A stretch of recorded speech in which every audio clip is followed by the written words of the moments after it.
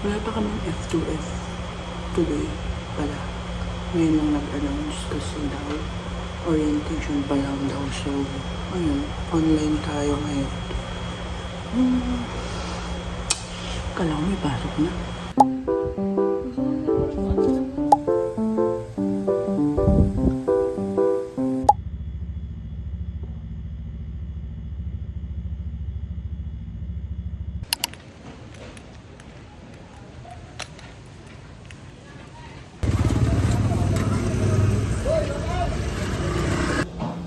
Aman yan, a day in a life.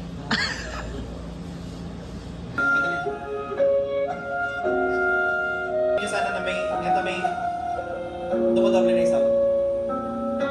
May 7 p.m. class kami and may pre-test kami dun. Integration 1. So, ayun, last class. Good morning!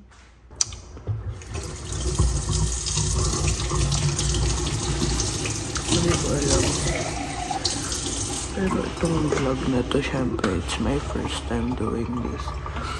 So, medyo nahihiya pa ako magsalita. So, parang mga clips lang yung mapapanood nyo here.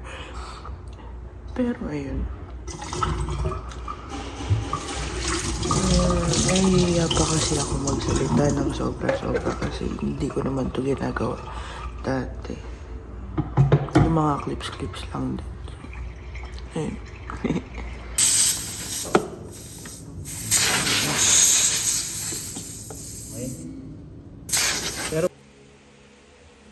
Pauwi na ako sa bahay sa Bulacan and it's already 7:15 p.m. Kasi kukunin ko yung Form 137 ko tomorrow and hindi ako sure kung meron kaming klase bukas kasi sabi ng prof namin is possible na magkaroon. Pero ayun, uwi muna ako. So, sana wala masyadong tao dun sa pila ng bus. Sana. Kasi 7 pauwi na lahat ng mga tao. Ayun, yun lang. Bye!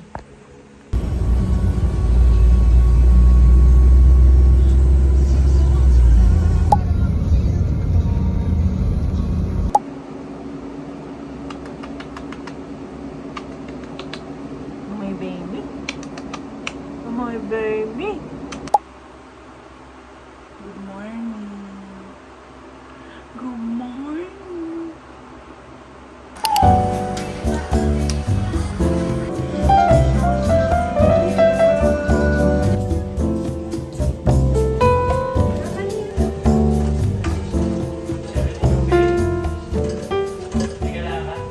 Bilis ko. Wala kang magpas sa akin. Bigyan mo ako, te, ah. Petition mo. Ang tayo yun. O, dito ah. Ako din ah, BFF mo ako. Kainin muna natin. Tara na.